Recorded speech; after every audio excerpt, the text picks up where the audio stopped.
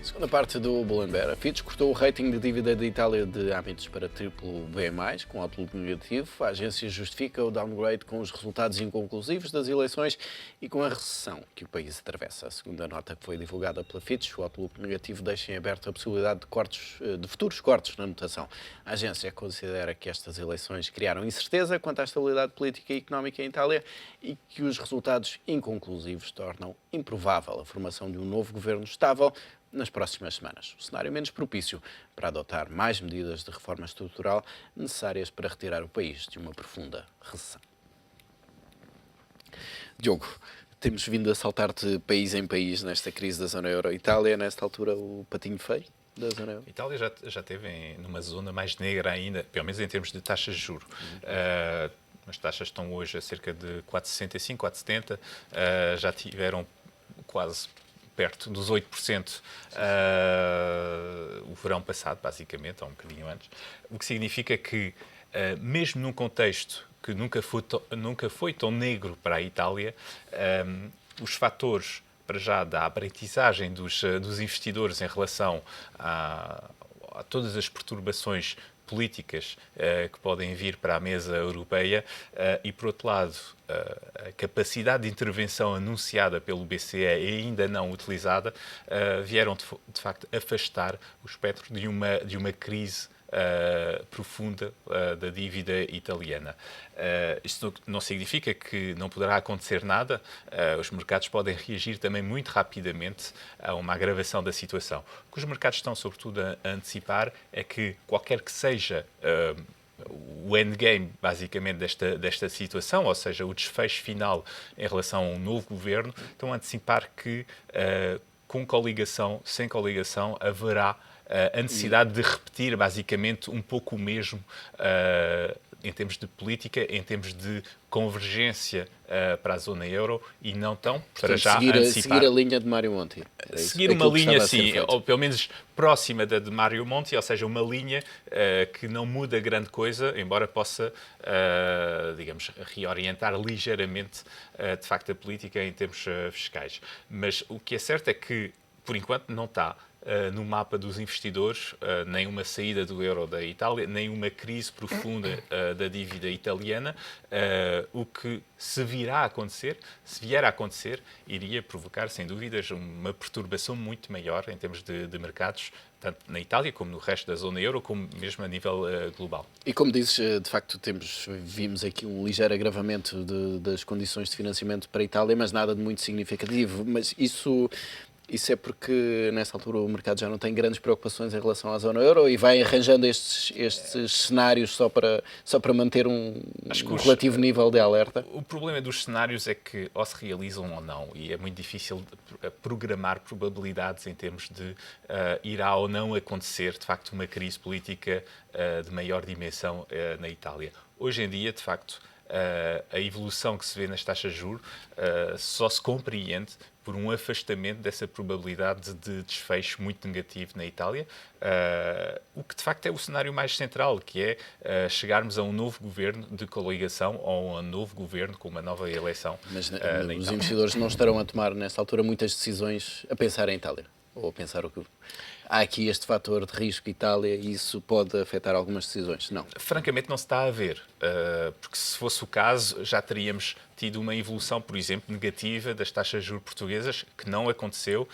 Houve ali um blipzinho em termos de taxas de juros há cerca de 2 semanas, mas voltamos a bater novos recordes em termos de dívida portuguesa nos últimos dias. Portanto, isto significa que não há, hoje em dia, a nível da Europa, de facto, uma identificação do caso italiano como sendo um caso de alastramento ao resto da zona euro e de alastramento a nível global. É tratado como um caso específico, é tratado como de facto, o que está provavelmente mais atrás da descida, nomeadamente das cotações italianas, tem a ver mais com o agravamento da crise económica e da recessão na Itália, que foi relativamente profunda o ano passado e irá prolongar-se em 2013, mais do que a crise política, que, se tiver um efeito, será essencialmente um efeito de atrasar, basicamente, uma resolução e um regresso ao crescimento por parte da economia italiana. Nuno, e achas que já estamos a chegar a uma altura do ano em que todos os outros eventos na Europa vão começar a ser ofuscados pelas eleições alemãs? Achas que isso vai passar a ser o driver do mercado e mais nada? Não, acho que não. Acho que vamos ter mais notícias e vamos ter mais alguma instabilidade. Estou aqui a especular, mas é muito provável que isso possa acontecer no decorrer das eleições italianas, porque é um caso que ainda está longe de estar encerrado. E isto um pouco entronca um pouco naquilo que tínhamos vindo a dizer acerca da rentabilidade dos ativos financeiros. A verdade é que a rentabilidade no curto prazo dos ativos financeiros e os máximos das bolsas e os mínimos das yields estão muito mais associados a alterações da percepção do risco do que propriamente a fundamentais económicos.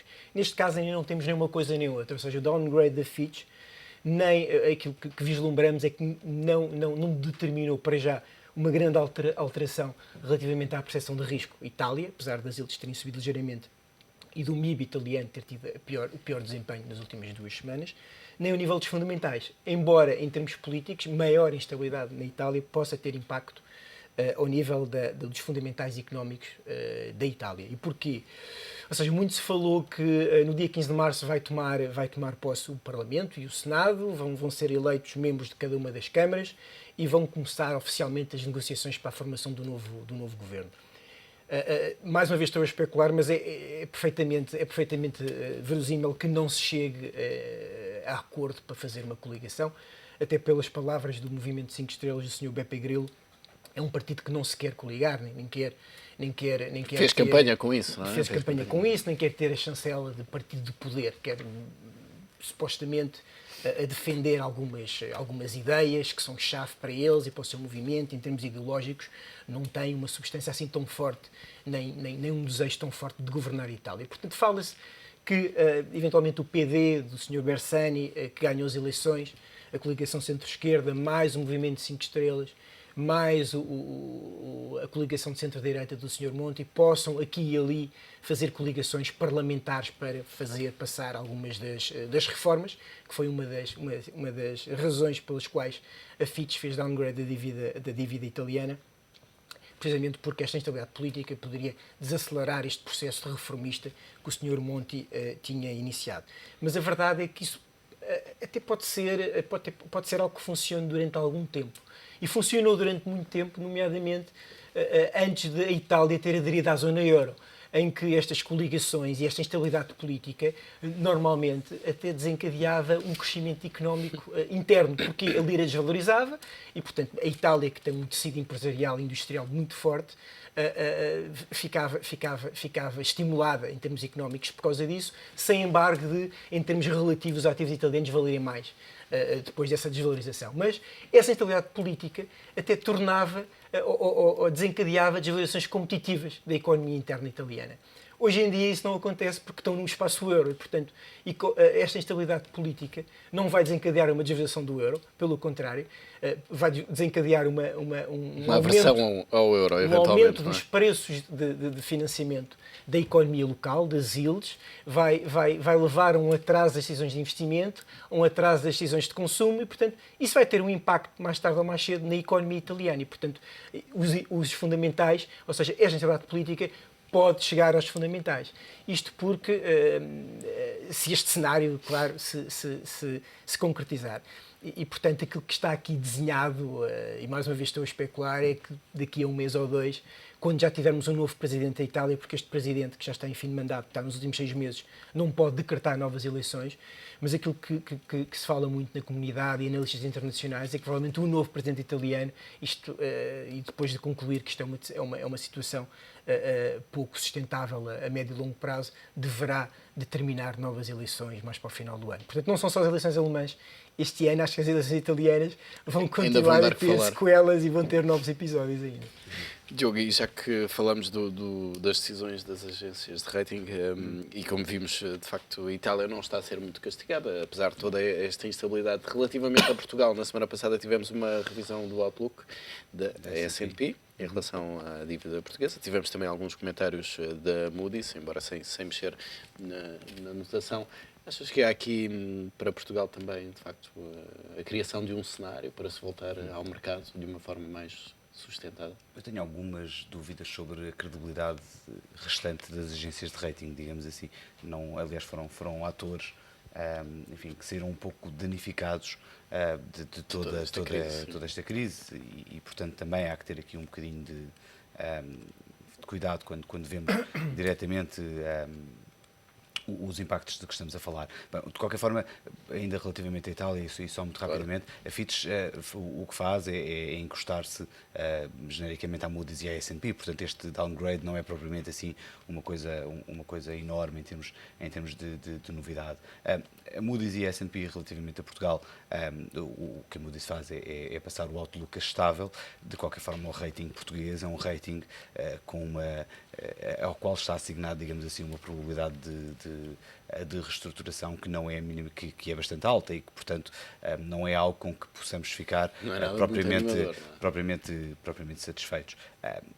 Tem muito a ver, acho eu, esta incapacidade, digamos assim, de subir o rating da República Portuguesa, tem muito a ver com aquilo enfim, que é a visão sobre o que se está a passar dentro da própria economia portuguesa e, portanto, da tal espiral de incapacidade de reduzir o nível de dívida sobre o PIB, muito porque o próprio PIB tem aqui alguma incapacidade de deixar de cair da forma como tem caído. Agora, a Europa está toda, e eu penso que os mercados financeiros ainda estão todos em modo da frase do Sr. Draghi, que é vamos fazer o que for necessário para salvar o euro. E, portanto, essa frase, apenas uma pequena frase, e nós falamos tanto disto aqui nestes programas, antes dessa frase ser dita, teve efetivamente o condão de alterar as coisas muito significativamente. Estamos em modo de complacência e isso parece-me relativamente claro. As eleições italianas foram, se calhar, um primeiro teste àquilo que é a capacidade de complacência dos investidores, mas o que é certo é que ninguém passa, ou não está na cabeça de ninguém, que o BCE, pelo menos, a Comissão Europeia e a União Europeia, enfim, é um bocadinho diferente, mas o BCE, pelo menos, não faça aquilo que for necessário para evitar uma escalada muito significativa da crise, dado aquilo que se conseguiu até agora em termos de redução de yields. Agora, estes testes vão continuar a existir, nomeadamente aquilo que é a performance da própria economia europeia, cujos dados não têm sido nada simpáticos, que tivemos uma revisão em baixa das próprias estimativas por parte do BCE durante a semana passada, ainda assim muito simpática face àquilo que é a generalidade, digamos, dos analistas financeiros e das visões que têm sobre aquilo que é a Europa. E, portanto, digamos que este caminho de, se calhar, um maior foco naquilo que são as reformas estruturais necessárias para os países da periferia e um menor foco exclusivamente naquilo que são políticas de austeridade que potencialmente até têm um efeito contraproducente na capacidade de realizar reformas. Havia um artigo muito interessante do Financial Times de Wolfgang Munchau sobre esse tema, que as pessoas confundem as duas coisas e muitas vezes estamos a falar de coisas que uma contradiz a outra. O facto de estarmos a fazer front-loading da austeridade impede muitas vezes que estas reformas estruturais se consigam fazer efetivamente dentro de um espaço. E isso foi muito visível no resultado das eleições italianas, ou seja, o receio de que as populações comecem efetivamente a ficar cansadas de uma política que não tem tido resultados muito significativos ou tem tido resultados fracos em termos daquilo que é o crescimento económico europeu e a consolidação orçamental europeia. Não tem sido aqui um equilíbrio muito razoável e isso é um risco que efetivamente pode ser relativo ou pode ser relativamente grande. Agora, continuamos claramente em modo esperar para ver. Em modo esperar para... Não, em modo está tudo bem, em modo não há grandes preocupações aqui no meio. Os moods de mercado mudam de forma significativa e mudam de uma forma muito rápida e às vezes sem percebermos porquê. É aquela tal história de a mesma notícia num mood negativo é sempre vista só o lado negativo e num mood positivo é só vista o lado positivo. E, portanto, não achando que esta visão sobre os mercados europeus europeus se vai alterar de uma forma muito rápida, muito depressa, há efetivamente o risco de a realidade exigir que os líderes europeus tomem algumas medidas que têm necessariamente que tomar e que estão a adiar, exatamente porque estamos em modo de complacência. Muito bem, vamos guardar os últimos minutos deste programa para olhar para outro tópico, a questão dos limites aos bónus na banca. Na semana passada tivemos a indicação de que a Suíça aprovou em referendo a imposição de limites aos salários e bónus dos bancários e, segundo alguns analistas, esta medida pode provocar deslocalizações da Suíça para outros países. É uma iniciativa popular contra os chamados Fat Cats, traduzida à letra gatos gordos, ou seja, os membros dos conselhos de administração. O texto que foi referendo aplica-se às empresas cotadas em bolsa e reforça os direitos dos acionistas. O objetivo é que possam impedir que sejam atribuídos salários, prémios ou indenizações demasiado elevadas. A iniciativa pretende ainda limitar os mandatos dos membros dos conselhos de administração a 1 ano. Quem violar a lei pode incorrer em pena de prisão de pelo menos 3 anos ou multa que pode ir até 6 remunerações mensais. O governo está contra esta iniciativa popular. Os analistas dizem que, para ter um bom resultado, teria de ser global.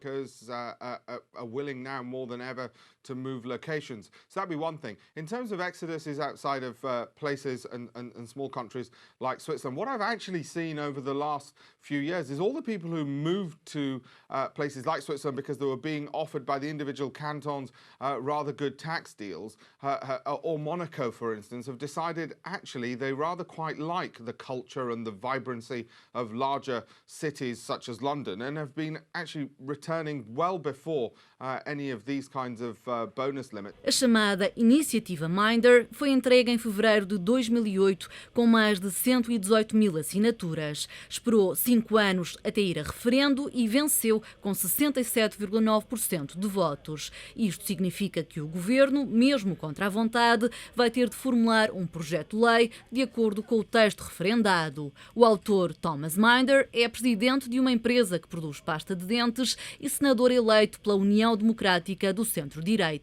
Começou esta luta quando a Swissair foi à falência. Nessa altura denunciou contratos que existiram entre a empresa que dirige e a companhia aérea por prejudicarem o negócio familiar enquanto distribuíam dividendos. Diogo, e quando se fala desta questão dos limites aos bónus, muitas vezes um dos argumentos utilizados é que isto terá como objetivo limitar a tomada de risco por parte dos responsáveis da banca. Achas que estes limites conseguem, de facto, traduzir-se nisso, em decisões menos arriscadas às vezes? O que é certo é que tínhamos um desequilíbrio forte e uma assimetria forte entre o que era o nível de risco recebido ao qual era sujeito os operadores de mercado e o nível de compensação financeira. Ou seja, basicamente, quando tomavam riscos importantes com os ativos dos bancos ou com os ativos dos clientes e ganhavam, recebiam muito, e quando tomavam os mesmos riscos e perdiam, não perdiam nada, porque de facto não havia bónus. Exatamente, para o acionista. O bónus estava do lado do acionista ou do cliente. E portanto tem que haver uma regulação de forma a tornar isso um bocadinho mais equitável, basicamente equilibrado para todos. Podia ser feito de forma privada, a nível dos conselhos de administração, a nível das assembleias de acionistas, mas a realidade é que isso não acontece e, portanto, foi tomada a opção, a nível europeu e, neste caso, a nível suíço também, de tornar isso numa regulamentação ao qual os Estados têm que se compor, basicamente, porque o que se criou nesta crise é, de facto, uma dicotomia muito forte entre a realidade para alguns e poucos e a realidade social, onde, basicamente, os riscos e os excessos e as incompetências provadas por um pequeno número de indivíduos ou de instituições tornou-se um desastre para muitas pessoas e para muitas economias. E, portanto, tem que haver, de facto, uma regulação que tente, pelo menos, reequilibrar um pouco as coisas, e é o que se está a tentar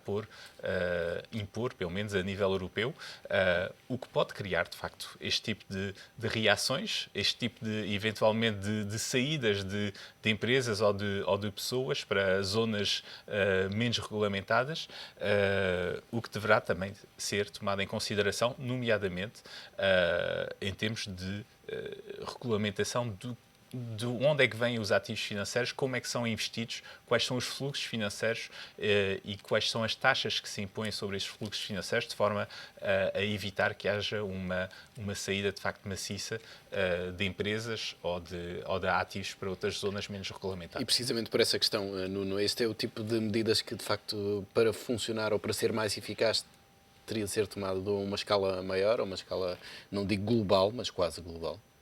Sim, para ter eficácia, com certeza que teria que ser tomada a uma escala global. De qualquer das formas, dizer que eu tenho uma posição relativamente a isto, que é, a mim não me chocam que sejam pagos bónus e salários, que faz parte da cultura e sempre que estejamos no domínio do privado, é um acordo que existe entre acionistas e management das empresas.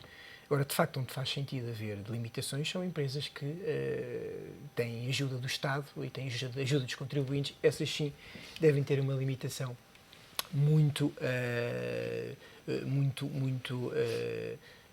que limite bem bastante definida, o nível das remunerações, não é? Porque é completamente diferente uma empresa que esteja e que o seu contrato seja basicamente e que esteja completamente independente e que a remuneração dos seus gestores seja baseada no seu desempenho. Isso é um acordo que tem que ser feito entre os acionistas, entre o comitê de remunerações e entre o seu board.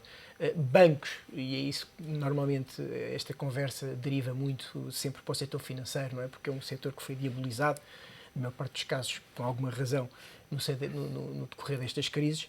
Bancos que tiveram que socorrer do dinheiro dos contribuintes para poder subsistir e não só para poder salvaguardar os depósitos dos contribuintes. A verdade é que estamos a falar de um setor muito específico que tem uma licença para ganhar dinheiro, para ganhar muito dinheiro, onde há barreiras à entrada que são enormes, barreiras de capital e barreiras regulatórias, e portanto quando um banco quebra, quando um banco tem problemas, o regulador e as entidades oficiais não podem dizer que não tiveram também alguma culpa, porque elas são pagas e são também muito bem pagas para avaliar e para regular o setor. Portanto, não é um setor qualquer. E, portanto, obviamente que aqui faz algum sentido, nomeadamente, mais uma vez, sublinho, empresas ou instituições financeiras que tiveram que socorrer de dinheiro de contribuintes e, portanto, aqui as remunerações dos seus gestores têm que ser claramente limitadas. No que diz respeito ao alargamento desta limitação a outros setores, já tenho mais algumas dúvidas, embora tudo o que sejam medidas que tenham como objetivo limitar as distrações que existem aos níveis hierárquicos, e há países onde essas distrações são muito assinaláveis, como é, por exemplo, o caso de Portugal. Eu acho que, se tiverem alguma razoabilidade e algum bom senso, são bem-vindas. Limitações demasiado agressivas e intempestivas não me parece que façam muito sentido. Diogo, mas acho que podemos estar, de facto, a entrar aqui num campo de demagogia, em que se persegue, de facto, a banca e os prémios que são pagos na banca, sobretudo. Acho que há sempre a tendência para fazer um excesso de simplificação das causas da crise, embora neste caso da crise financeira de 2007-2008 essas causas sejam relativamente simples de entender efetivamente. Nós assistimos a um movimento de desregulamentação, em particular do setor financeiro, durante as 2 décadas anteriores à crise.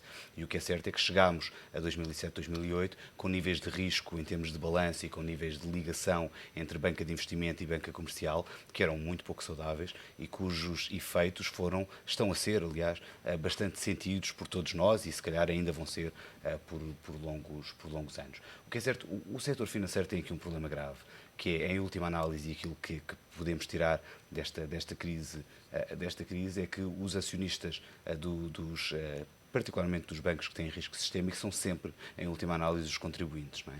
Por mais que haja, efetivamente, e houve acionistas que perderam, efetivamente, quantidades substanciais de investimento nos bancos, o que é certo é que quem segurou, no fim, o sistema financeiro, e com isso também a nossa economia, diga-se de passagem, foram, efetivamente, os contribuintes. E, portanto, há que haver aqui, efetivamente, algum bom senso relativamente a um setor que foi muito ajudado por toda a gente, digamos assim, e que nos últimos tempos voltou a ter alguns comportamentos que não são minimamente, nem podem ser minimamente bem vistos pelo resto da sociedade, que ainda por cima está particularmente sensível, dado que está a sofrer as consequências das ajudas que efetivamente foram feitas a este setor. E, portanto, na ausência de uma autorregulação, digamos assim, acho que é normal e parece razoável que exista aqui alguma capacidade ou exista alguma vontade de criar regulação nestes temas. Sendo que são temas que são sempre extremamente difíceis de regular. Aliás, esta história depois das deslocalizações das sedes vai ser sempre um tema difícil, mas efetivamente esta desigualdade que foi se calhar atingida em 2007, 2008 o máximo, mas que hoje ainda existe de uma forma significativa, em particular na banca de investimento, em que havia bónus, enfim, que representavam 100 vezes, 200 vezes aquilo que era o salário médio dos trabalhadores dessa própria instituição bancária. Então, se calhar, temos mesmo que olhar e, pelo menos, introduzir algum bom senso nesta questão. Se o bom senso só é introduzido através de regras, então, se calhar, tem mesmo que ser isso. Diogo Sérgio Lopes, Diogo Teixeira, Nuno Serafim, obrigado pela presença neste Bloomberg. Cá estaremos na próxima semana para olhar para outros temas. Até lá, boa semana.